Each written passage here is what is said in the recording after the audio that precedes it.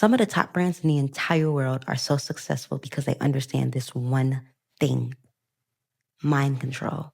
And if you just give me a few minutes of your time, I'm going to take away all of your fear by teaching you to hack your own mind and others through mind control. I am Beyond Taylor, and I am here to help you go beyond your self-imposed limitations.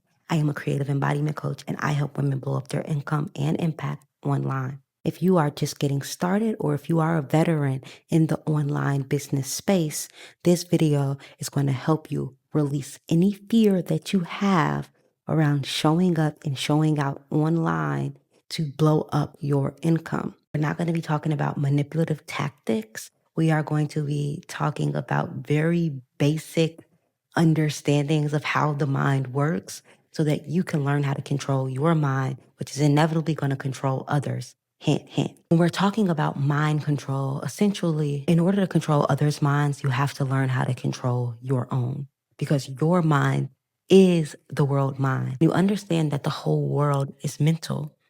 Everything you see is mental. There is no world separate from your own mind. Think about the first Hermetic law. All is mental. The whole world is mental. Even science breaks this down with the double slit experiment. The world is based off of the observer. When there is no observer, it's just a bunch of energy, potential energy. It's just a bunch of waves. As soon as a person interacts with, looks at reality, it collapses into a particle, which is what we call matter, which is what we call reality, the world of form. So when I am talking about mind control, I'm not saying to control others' minds. It is all about hacking your own mind, because you understand that it's not separate from the rest of the world, because the world is mental and there's only one mind, which is yours. Stick with me. So the way that this is going to take away all of your fear is because you will understand that if there's only one mind, any fear that you are constantly coming up against, it is a projection of yourself. It is all your fear. There is nothing out there that is creating that fear except for the fact that you are afraid of your own mind. That's it. So that's why it's important to learn how to control the mind. Make the mind a friend and not your master. Because right now, the mind is your master. It is one convincing you that you are it. And it's convincing you that the thoughts that you are thinking are so real, which is why your body responds to the stories and the narratives that you are telling as if it's real, because it doesn't know the difference. I'm going to take away your fear by getting you to see the truth of who you are as the one who is simply observing the mind. And once you can separate yourself from being who you take yourself to be, which is the conditioned mind and the body and the projected world, now all of a sudden you can use it like a puppeteer to conform to your will, to conform to your deepest desires. So the first step is to recognize the truth about who you actually are, who you really are. At the core of it all is the observer, going back to the double slit experiment. What you perceive in your reality is dependent on the observer. It changes depending on what's happening in the observer's psyche. So it's not that anything is actually out here in this world. The world is being filtered through the lens of your beliefs, your programmings, your codes. All of these words are used interchangeably. But that is what the world is being filtered through. It's not actually there. It is there for you as the observer. And a great question to ask is, who is the observer? Who is observing the experience? Because if you are not your thoughts, if you are not your body, if the perceived world is not as solid as you have been taught it is, then what is actually going on here? This goes into a practice called self-inquiry. Who am I? This is a question that will break the illusion to shreds. It will shatter the whole illusion. It is the truth of who you actually are, which is simply the awareness, consciousness, in which this experience is appearing and disappearing in. And you don't have to meditate for years in order to see this. You can see this right now. Ask yourself, who is aware of this experience? When an answer comes up, and notice that you are observing the answer. So then you ask, well, who is it that's observing the answer? And notice how every single time your mind tries to produce an answer, there is something that is aware of it. You're always aware of the answer. You're aware of the figuring it out. You're aware of something. What is it that is aware? And the more you ask that question, the more that your attention is going to go inward to figure out what is it that's aware. Who am I? And the answer is going to be revealed not through a thought, but through this direct experience of knowing that who you are is what this experience is coming and going in. This is the closest I can get to it by saying that, but even that doesn't actually explain who you are. It's an experience, and you know it when the mind gets silent. When thoughts become obsolete, even for just a moment, you feel it. You know that there is something about you that is not limited to a body or limited to your thoughts. It is spacious. You can't put a name on it. You can't put a label on it. You can't even say anything about it, because as soon as you say something about it, you collapse it into a concept. Who you actually are is beyond concepts, and you know this intuitively. But you've just been so conditioned to identify with the conditioned mind, with the narratives that you are telling yourself, that this is often missed. But the truth of who you are is you're always yourself. It is always with you. This alone will shatter any fears that you have, because you will notice that you are simply aware of fears. Fears come and go within you, but you yourself are not fearless. You yourself have no fears, or you're not fearless. You are not a concept. You are simply the space that is holding the experience. That is freeing. That will free you. And that is how you're really going to start practicing mind control to blow up your online business. Most people don't start because of these fears that are only existing within their own mind. So then, because the world is a projection of their mind, they're projecting these fears and they're projecting circumstances to validate those fears. It's not actually there. It's not actually happening. And the sooner you can recognize that you are not your thoughts, you are not your body, the world that you see is not as solid as it appears, the fears don't seem as scary as they've been for as long as you've been taking them to be so serious. So that's the first part. The first part is remembering the truth of who you are by learning how to turn your attention inward instead of constantly turning your attention outward towards objects, thoughts, sensations, and the projections of your own mind. The second part of mind control, which is my favorite, once this is a clear, embodied truth, you don't need long to see it. Are you aware? Who is it that's aware? Just notice. What were you eating for dinner? What did you eat for dinner last night? How do you know? Who was there to know what you were eating for dinner? If you say me, well, who is this me that you're referring to? And then you'll try to tell me a story about it. That story is always changing. What part of you doesn't change? As soon as the mind stops trying to come up with answers, that's it. And you know that's it. You can feel it. So that's the first part.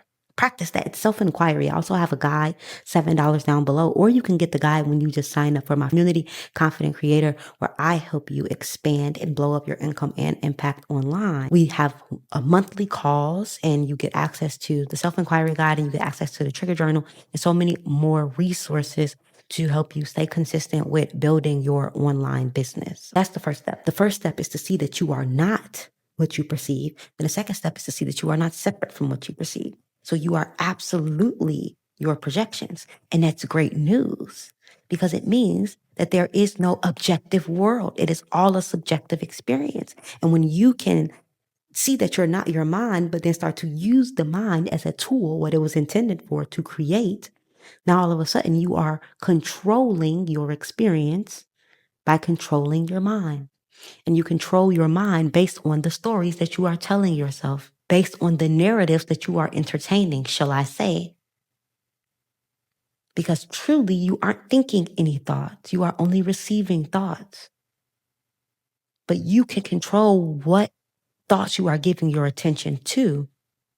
You can choose to withdraw your attention from the thoughts that are not aligned with the reality that you are creating for yourself, like being a successful online creator, like generating revenue in your online business. If the stories that are coming to you are not in alignment with that reality, you don't have to give them your attention, because they're simply one story out of an infinite, going back to the double slit experiment. Reality is just a bunch of waves. It breaks down into a particle based on the observer and the filter through which the observer is viewing reality through. So every single time you place your attention on thoughts of, this isn't going to work out for me, the market that I want to enter is too saturated, making money online is so hard, what if I waste my time?